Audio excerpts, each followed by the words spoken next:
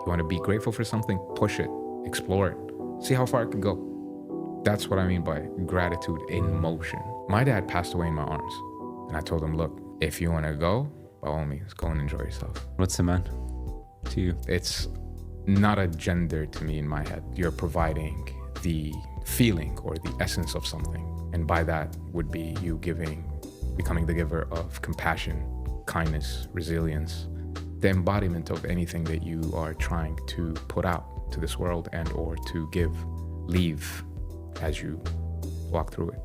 Working out was probably the best thing I have done for myself in the last 4 years in that serious manner. That's where I went to find myself. That's where I went to be able to generate enough energy within me to weather that storm. It's just the reflection of you and what you will see exactly in others and or on this life. So And what the you give, you purpose get. is to give. And what you give is what you get. Yeah, the purpose is to give. Yeah. Give from everything that you have. You're not walking out of here intact, brother. Hey everyone, welcome to an episode on the podcast Koon Rijjeil. So today we have a guest who I've honestly come across on Instagram a couple of times, mostly for his fitness content for the most part. Connected, spoke, really super cool guy. A lot bigger than what he looks like on Instagram, so don't be fooled but when you see this guy. So Gaafar, welcome to Koon Rijjeil. Thank you for having me. I'm truly grateful, humbled, and I'm honored to be here. Well, And it's my pleasure, as always. So first of all, I want to go a little bit unconventional from the way we normally start every episode. Who is Gaafar? oh my days, that's a good question. Just a man, and by a man, I'm not talking about the gender. I'm just saying, just a man, just a being. A lot of filled with dichotomous emotions. Good stuff, some stuff that can be worked on, some stuff that are a little irritating, but just a man going through life as curious as I could possibly be and trying to figure out where do I fit in this entire equation. Yeah. And what's a man to you? Okay, it's not a gender to me in my head. It's an embodiment of, I would say, being compassionate, giving would come first, actually, because you're embodying an energy or an entire understanding of what it is to give, to provide. And when you provide, I'm not talking about you're providing the material things. You're providing the feeling or the essence of something. And by that would be you becoming the giver of compassion, kindness, resilience, the embodiment of anything that you are trying to put out to this world and or to leave as you walk through it. That's what I would say would make a man. You know what it sounded a lot like to me. It's like an energy, right? It's like your embodiment. It's like this is who you are as a person, and what you're giving is this energy. So that sense of resilience, that energy of compassionate, but also you do it in practice as well. And it's interesting because a lot of times I always think about what it means to be a man, and that's the whole point of the podcast, is for me to understand what is a universally accepted within our region of or meaning of what is a man. And to me, it's always like, somebody who's very, as I said, compassionate, caring, loving, giving, but also accountable. بالعربي بنقول السند. Amazing. So I can actually speak also in Arabic. Of course, yeah. فكلمة رجال نحن ما عم نحكي على الجنس الذكري. انت عم تحكي على كيف اني بدي يكون رجال. even if it's a female, فينا تكون رجال. انه if she is the one providing and giving whatever it is that she is out to give or whatever he is out to give, that's the embodiment of it. And I love the fact that you said the word that I think that you just used was after compassion. You said a word that really kind of like hit a chord with me. I was thinking about that yesterday. I'll get back to it. But in essence it's that كيف بدك تكون رجل صاحب موقف فينك توقف على شغلة. You can stand on it 10 toes. You're able to understand who you are and what you are trying to give the other person or the community and or life, if in terms of that. So it's a very deep question, and I love the fact that your entire podcast is kind of formulated around the discovery of the endless possibilities of what it is to be a man. So kudos to you, bro. Oh, cheers, man.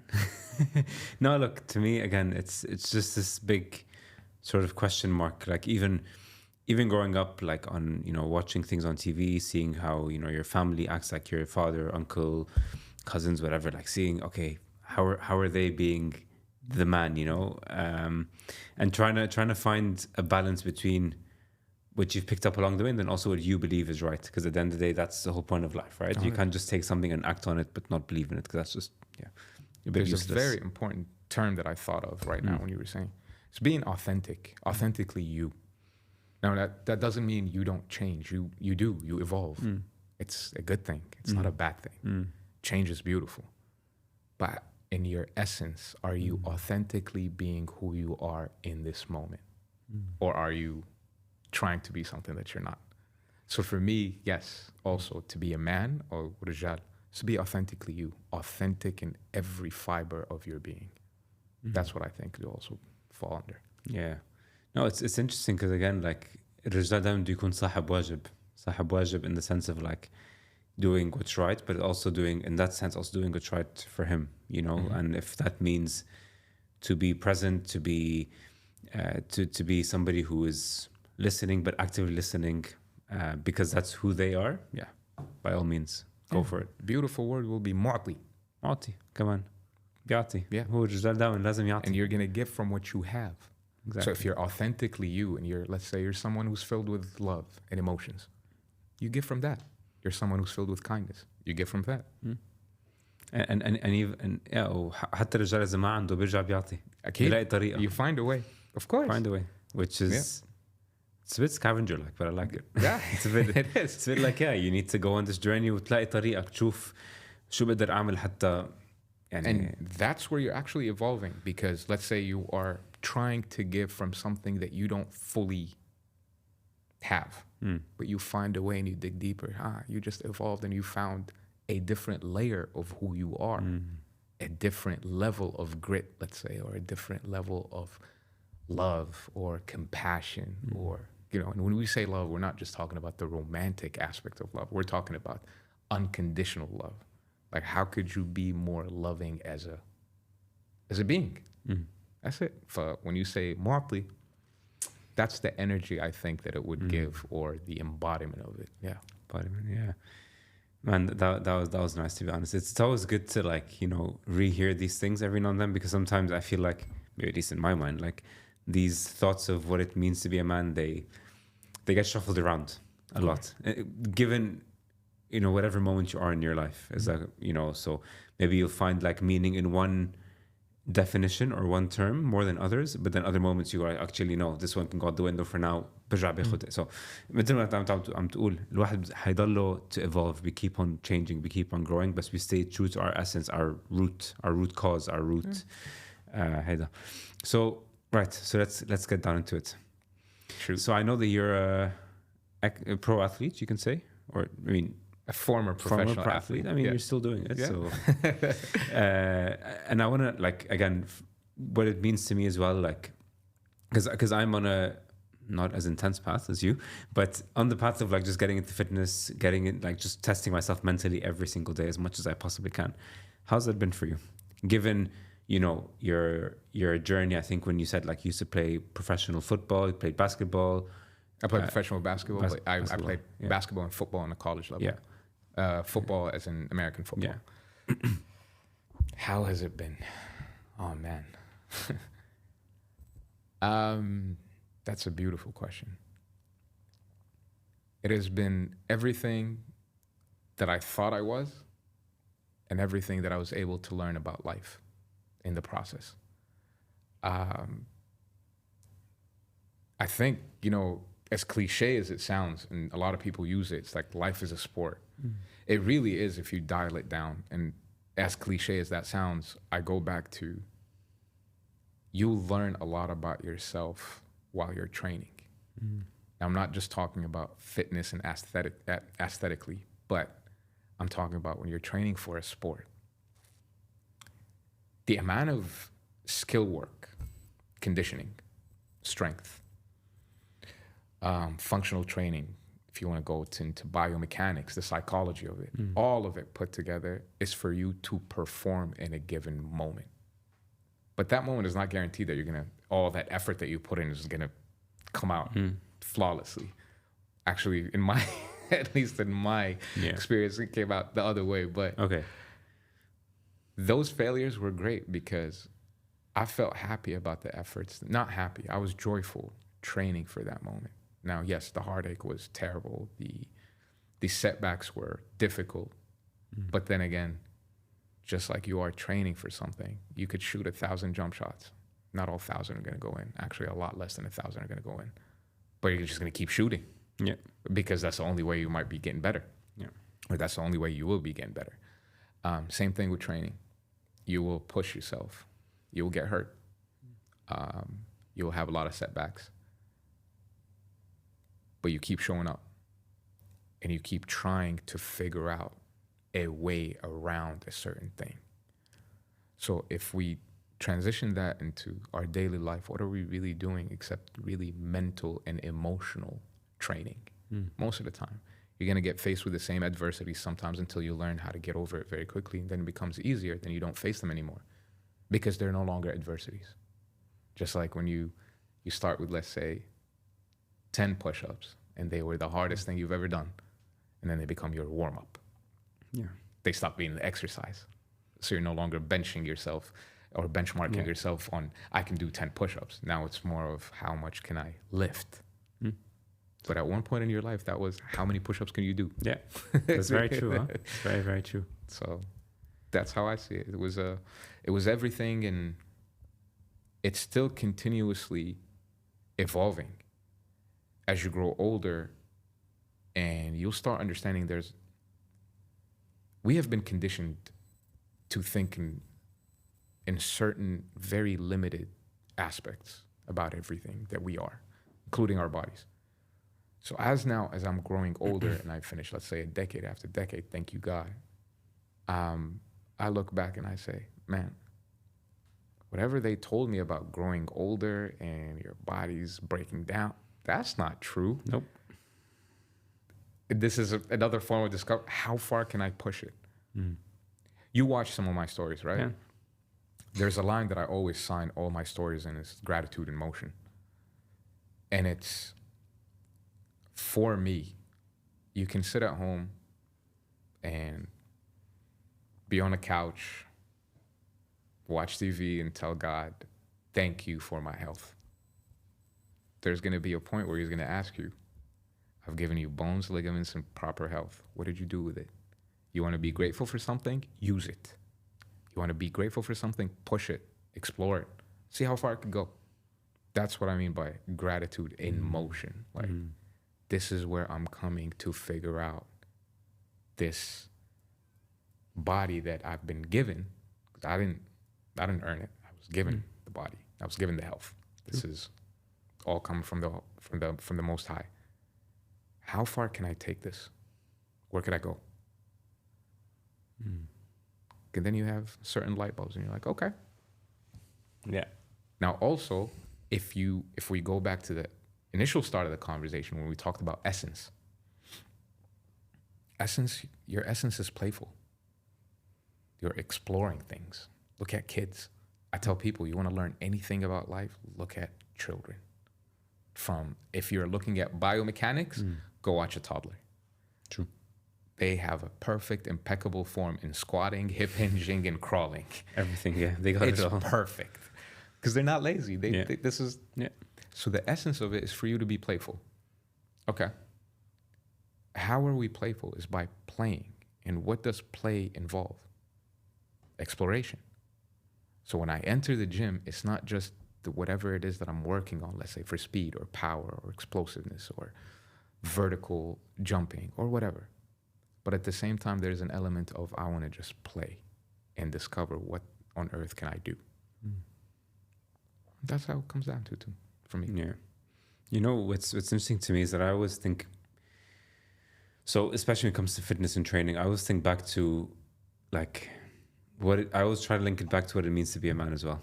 Okay. Every single time. And like, especially in my hardest days in training, like, which is now actually, now is like, I'm struggling to get not back, but just push and push because I feel like I'm too tired in general. But it's like, I always think back and like, okay, I'm not able to train. Would Rijjeil بيقبل إنه to not push himself further? I don't know. I mean, I kind of do know. They don't. Okay. You shouldn't. And at the same time, I always try to, you know, self-criticize anything that I do so that I can always keep on pushing. And I'm just saying push until you get to a point where you're like, man, I'm tired. But then you also get these like Instagram algorithm posts that go like, when life gets tough, you keep pushing. It's like, okay, God damn it, man, shit, you know? So I always try to think back to this and always link it back to, again, to my own purpose and linking as well back to the podcast. At the end of the day, you need to embody what you do, right? So yeah, I wanted to get your thoughts on that as well. Like, Okay. Is it pushing or is it, I would look at it a little bit differently because I used to. And sometimes I do get into that mindset of, no, just got to go through it. There's a time and place for that. But because you're saying, how is it linked to being a man? I have a thought in my head that I've had for the last, let's say, 15 years. And I was always thinking about it. And then it came into full fruition when it comes to, I was hurt. And I was really, really hurt, where I had to do a knee surgery, and I needed to figure out, like, will I ever be the same? And I did it at the older age. I did it in my mid-30s. There were days that I was on the couch. When I say crying, I'm talking about panting. Like, I don't know if I will ever be the same. And then I realized how much of my athletic personality has shaped or took over everything else that I am. But then the thought came in, if today was my last day on earth, what would I want to do? And every time I'm like, I wanted to have either played a basketball game or worked out and had some fun. So every time I don't feel like going to the gym, I don't want to train, I don't want to play. I remember when I sat on the couch and I had no idea if I'll ever be able to run again. The surgery was successful. Then I had a complication and another complication and another complication. And it took me a while to get back into what I thought I was and then go past it. Because every time I want to take that day off, you can easily slip in a bathtub. True. There goes your leg or whatever it is. Hopefully you don't sustain a horrible injury. Yeah. You could be walking and you had a misstep. You tripped, clipped yourself on the stairs, and you're out for the next 3 weeks. Then you're going to sit back and be like, yeah, I wish I actually went for that workout. Yeah. That would have been. Yeah. You get what I'm saying? Yeah. So this is how I wait for myself. Now, again, I'm not saying that this is the right way to be, but as for me, and because we're going to dial it back down to the brand, and you said this earlier, you find a way as a man. So I'm giving this to my body. I'm giving thanks to God for whatever it is that you believe in. So how am I going to give thanks? It's not verbal. It's a feeling. And then the feeling is translated into an action. And then the action, it becomes an expression. Your way of movement is an expression of how you like to move. Like for me, I want to be explosive, fast, defying certain things. Yeah. These are expressions that I like to give out. And for somebody to look at me, it's like, no, I'm not just talking about it. I hardly ever actually talk. Like I'm very grateful that you gave me this, but I hardly ever talk on social media, let's say. But, you show it, which is good. I'm just very silent. Yeah, on my social media, which is good. But so one thought that I always have in my mind is push through it and find a way. Almost, and most 90% of my situations is always that. So I want to divert the conversation a little bit and talk to you about some moments in your life that have happened that have sort of pushed you to quote unquote find a way. So, you know, we can talk about it if you'd want to. So I know that, you know, you've had both of your parents pass away. So yeah, wanted to talk to you about, like, one, how did you sort of overcome it despite everything that's happening in your life as well, you know, and losing anyone is incredibly challenging. So, Right. So yeah, wanted to get into your mind, into your thoughts of, like, one, what was your immediate reaction? What was the first thing that, you know, you thought of? Okay, what's the next step? What am I gonna do? You don't think. Okay. Reason is out the window. I lost my mom, my second best friend, my grandmother, and my father in the last. So my mother was November 20th, 2020. My second best friend, Ziad, I think it was July 2021. My grandmother was in September, I believe, 2022. And my dad was in September 2023. Yeah. You don't have time to think. I don't know if I grieved like everybody else with the 10 stages of grief or whatever people try to tell you, because it's different for everybody. I got to see watch myself have an experience, which was so weird. I was detached, but I wasn't numb. I was filled with emotions, but I wasn't overwhelmed. It was a moment of a reality check.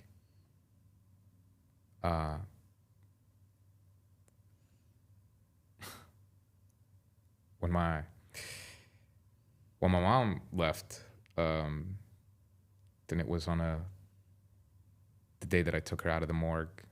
I remember I looked at her and I said, okay, you've given us everything that you could possibly give us. You go and do what you need to do and enjoy yourself. I wasn't able to grieve at the time because I also have two sisters. My grandma was still around and my father was still around. So in terms of the brand of be a man, it wasn't my time to, or my place to grieve. I had to hold everything together so that everybody's able to be okay. And that's the point of giving. I had to give the assurance. I had to give the love that was all of a sudden lost. And my mother was my best friend. The relationship that I had with my mother, to a lot of people, the way they described it, the day that she passed, they were all worried about me because they've never seen a son-mother relationship like that. She was my homie. And we talk a lot and about everything. So when all of that happened, it's just you discover a new layer of who you are. It's painful because you want to break down. You want to show that you're hurt. But with me, it didn't come out, not because of pride or anything. It was just not my time. I dealt with it later. With my dad passed away in my arms. He was in the hospital. He took his last 3 breaths in my arms. Like I write about all of that. That's all written in my posts. When his breathing changed, I just grabbed his hand. I looked at him and grabbed the back of his head. And I told him, look, if you want to go, by all means, go and enjoy yourself. But if you want to stay, blink twice. And he looked at me and just took his last breath. In all of these scenarios, there's something that kept coming out for me. You know people in the buckets that you've placed them in. So that's my mom, that's my dad. That's how you know life, right? But then I had to pull myself back. Like in both scenarios, I had the same exact thought. but they were just people. They had a different life way before they met each other. They played a role of being my parents, but that's not everything that they are. But to me, that's everything that they are. So I had to take a very big step back. I'm like, okay, who's that person before they met my mom or before she met my dad? She had a life. They probably had other maybe encounters or relationships, just like you. But to me, they were that. And then I had to understand that that's not the only way I get to see them. It's just like it was someone that just passed away. That softened the blow for me a little bit, or had me kind of look at them in a different, like I got to relearn them through how other people saw them. So in a sense, it was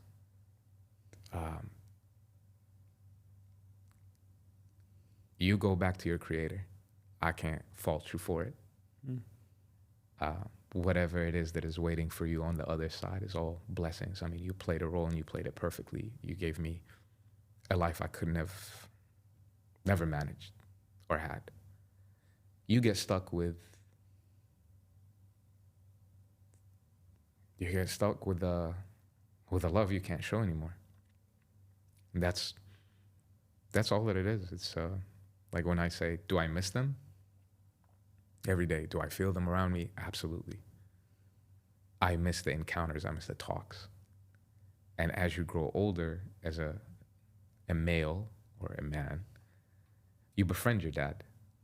And then it becomes, I wonder what he's thinking about this. Or I'm now at a certain point in an age that I need your guidance, and all of a sudden he's gone. So I looked at it and I said, okay. But I also had this thought in the last year. I'm like, okay, now that they are both gone, who am I outside of this? And all of a sudden you need to start unlearning things. And if we link it to fitness, sometimes your biomechanics are off and you need to relearn how to position yourself in certain movements. So it's all literally just trial and error.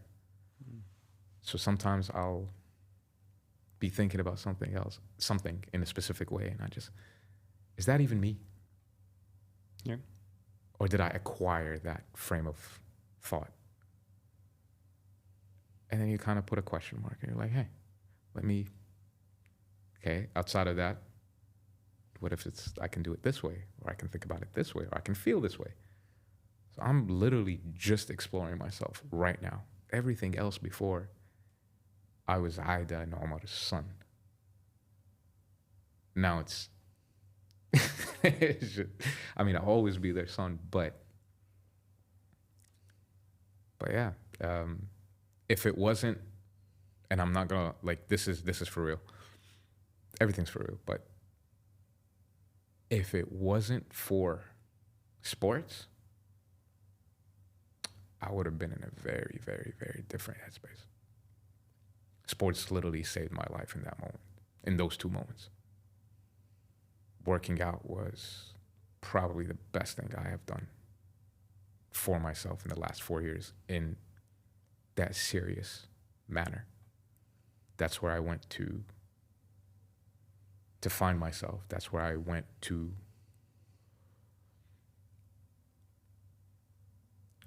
be able to generate enough energy within me to weather that storm. Because again, people will lose a parent, and then let's say 5 to 10 years later, or 20 years later, or hopefully 30 or 40, 50 years later, they might lose the other person. So they go the grieving starts, and then it takes its course. And then after you may have healed from some of it, you might be ready to grieve again. With me, it just kept starting, and another one will start, and another one will start. It's different pieces of you were dying at the same time. You had no idea where to. So working out for me was one of the avenues where I was able to digest a lot of it. Because if it wasn't, No, man, I can. Yeah, I can. you don't definitely need to imagine it. No, like Allah I يخلي لك أهلك. no, حبيبي خليك بس. يعني I can really imagine like like even the way that you're describing your mom, like, man, that's Man. beautiful. She was. Haida was a hell of a. She was a woman, but she was a man. She was رجال. Yeah, I mean, she was a powerful force. Yeah. Like she had presence. She had toughness. She had resilience in everything, and she was funny. She was so funny. Yeah. But if I am to look, my mom was she embodied how it is to go through life and find a way every time. I'd say, I looked up, like, obviously I look up to my dad a lot, but my mother that was the benchmark for me for being human in all its forms. And I guess that's where I got my emotional side. My father was a man, so the emotions of their generations, they don't convey it. Yeah. It's reserved, it's inward, they battle with it silently. My mother was the only person who ever allowed me to express my emotions freely. So I'm okay being emotional. I will cry. I'll cry if I listen to a song, I'll tear. It's absolute, and I'm more than okay with that. Like, not for a second does it deter me or make me feel like I'm showing. On the contrary, she was the one who instilled in me that showing your emotions or being with that emotion, that's an art of bravery or an aspect of bravery, because you're allowing yourself to feel that emotion. You're not denying it. You're not masking it. You're not burying it under heaps and heaps of layers of whatever it is. So, yeah, my mom كانت يعني شو بيقولوا quite a hero. Yeah. I think in that She was, that perspective. Yeah. Like, because I wanted to sort of touch back to your dad, because you said something that I, recently started to think about, which is like, you enter phases of your life, you're like, I wonder what my dad thinks about this. I don't know if I'm going about this right way, or like, how would he go about this? So what was your relationship like with your dad? Like, what were the things that you've learned from him, that maybe some things that stayed with you till today, things that maybe you want to teach? My dad allowed you to be. I think my dad was a very intellectual person, a writer. His penmanship was something else. But and obviously he was an intellectual thinker. My dad allowed me to be. And I think that is the one thing I came to terms of realization just in the last 2 to 3 years. Think whatever you want. Do whatever you want. I'll give you an advice. I won't force you. I will tell you how I would think of something like that. And I think in my spiritual journey that I've been on for 10 to 15 years, I mean, I was lucky to grow up in a house where every form of scripture was there. And we talked about them all. And with my dad, it was just on me trying to find God. He allowed me to be. There's nothing right. There was nothing wrong. You go and explore, because you need to find yourself. That's the one thing he gave me. He's like, you need to find yourself, and then you're going to find God within you. But that's entirely up to you. He didn't influence it. And I think the word that I would describe my dad with most, and I wrote it in my posts as well, is grace. He was filled with grace. He lived life gracefully. So even in our house, he never influenced any of us in a certain behavior, in a way of thinking, in a way of feeling. He's there if you call upon him. But he allowed you, he gave you the freedom to be. You're going to F up, you're going to... That was all okay. It's just, how do you translate that into what you are becoming? And that's the one thing that I'm grateful that my dad, so that relationship was, it became of, hey, listen, man, I'm running through 1, 2, and 3, and I have no freaking clue what to do right now. And he'll always have like either a one sentence or one word answer. And then it'll take me like a year or two to figure out what he was actually, I'm like, could you not have just said that to me? Like, he was like, no, you need to find out for yourself. Like, yeah, they're very different. Yeah. Obviously him being from Sudan and an African man, and she being a Palestinian Middle Eastern, she had that fire and the emotions, and he had that everything is relaxed approach, very relaxed, very graceful. So it was just to a point sometimes, when we were kids, or not kids, but even young adults, my sisters and I were just like, they were way off. Yeah. So yeah, that's what I learned from him. That's another layer of being a man, is not forcing your thought processes and beliefs onto anyone. Your beliefs are your beliefs. Why does everybody else have to believe the same things in the same way that you believe in? No. And that's something that I think would go a long way, I think, with all of humanity, is just allow people to be how they are. You can give them your point of view, but their way is not wrong and your way is not right. To each their own. Yeah.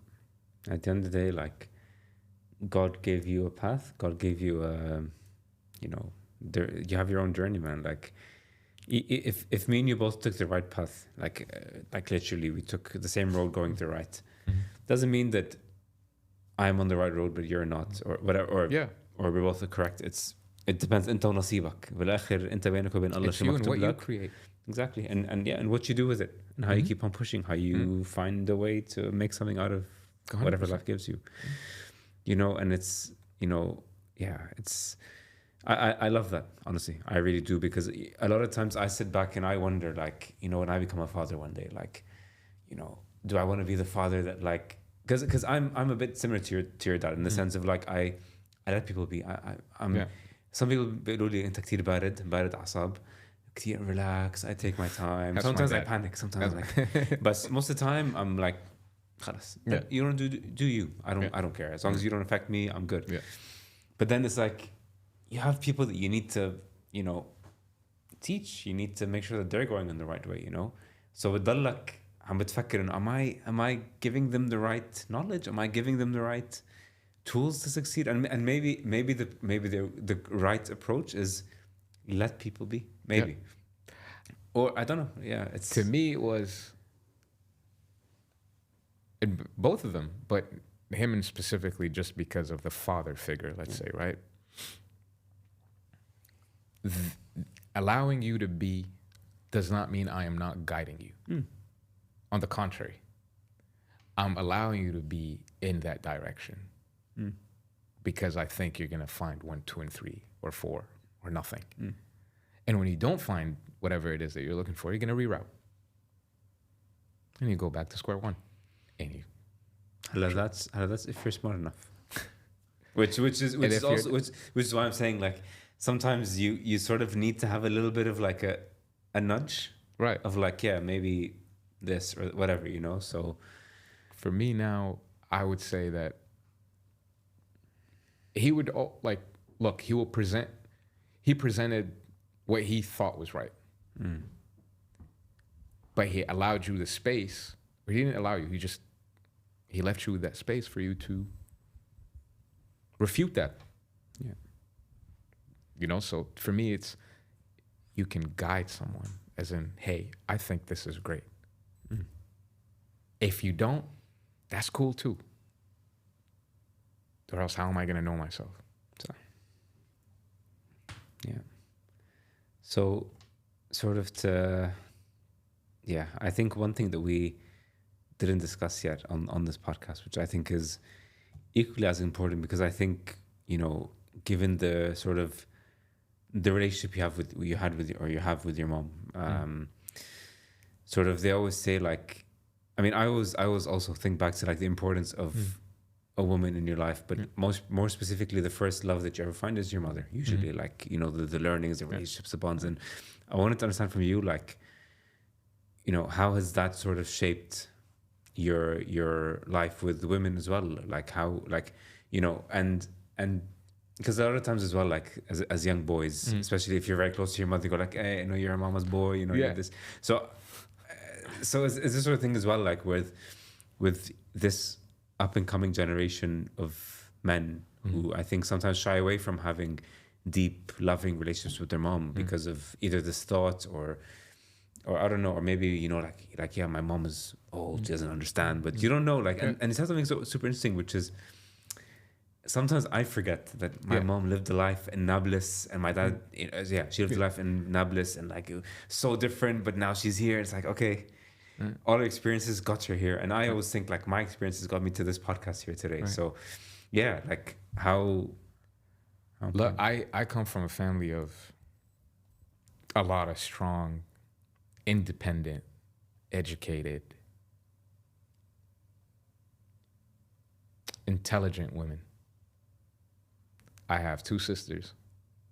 Both are independent, powerful, strong. Like, they are. My mom, she was a school teacher. She taught English, and then she taught English to the special needs, i.e. the blind, Braille. My grandmother. So my mother, being a Palestinian, she married a Sudanese, visibly black African man. Let's not lie to ourselves. The amount of racism that we live in on this planet is insane, especially in our culture. Yeah. So my mother married my father back then. My grandfather was not okay with it at first, or before they got married. Who okayed it? My grandmother.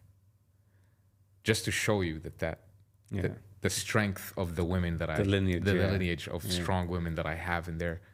Also, she was forward thinking back then, to the point where there's not a lot of interracial marriages that happen in our Arab world. Let's keep it 100. Yeah. Yes, there are some. They're not. The pool is not that big. So that's one aspect. That's my grandmother. And then you have, who was obviously a Palestinian woman who walked out of Palestine at the age of 13 years old to go to Lebanon, from Lebanon to Syria. My mother, on the other hand, decided to, okay, I'm going to fight for the love of my life.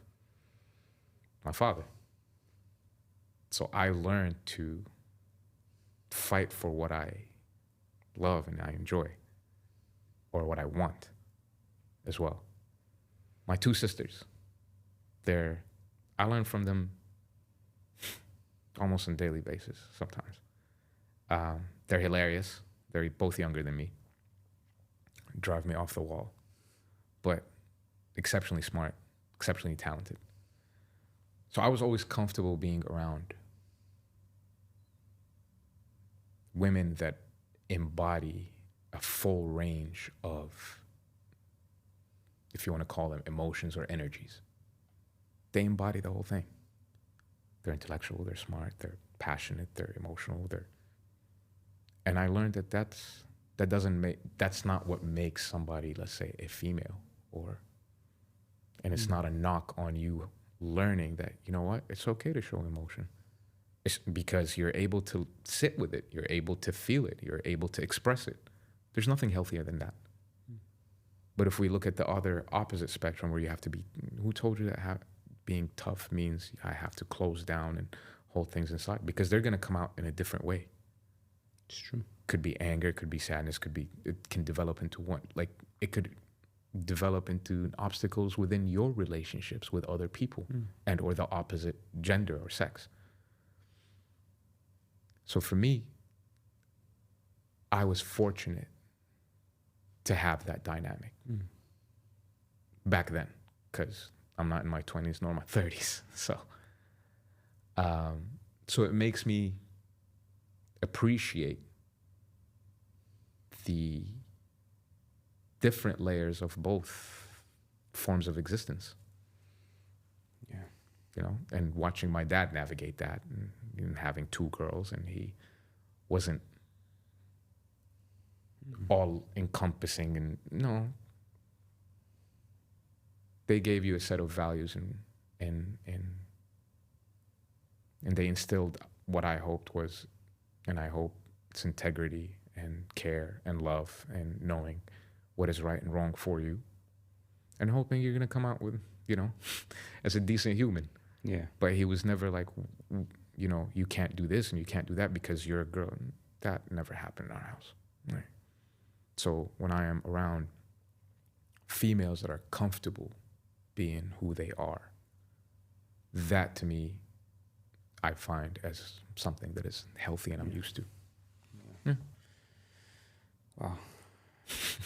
So yeah, that took me on like a massive sort of imagination journey of like, of what that looks like. Because to me, that's like I think most perfect way to describe someone who I've never met, but seems to be incredibly powerful, strong-willed, determined, which is everything you ever want for yourself and someone, or something to teach, you know, to yourself. So the way we like to end every episode is we have this notebook, and what we normally do is we ask the guests to write a quote that will help somebody else in need during tough times, something maybe that even helped you in your journey, whatever that may be, whatever that may look like, might be a word, might be a paragraph. Well, I would like to, first of all, thank you for having me. Thank you for having an interest in actually having a conversation. And I can't tell you how grateful I am and how humbled and I'm honored to be here. A quote. It's my pleasure. Oh boy. What are we going to quote here?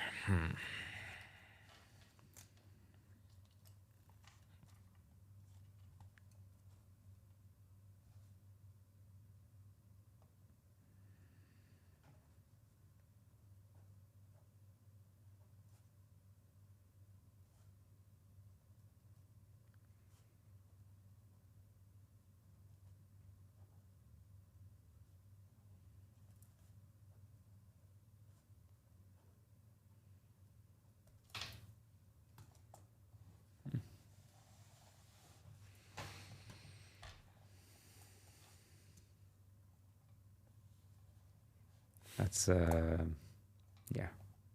think it's something that I think we've sort of discussed on this podcast in some capacity, but yeah, it's always something that I try to do, which is to stay true to who you are. Whatever it is that you do, be true.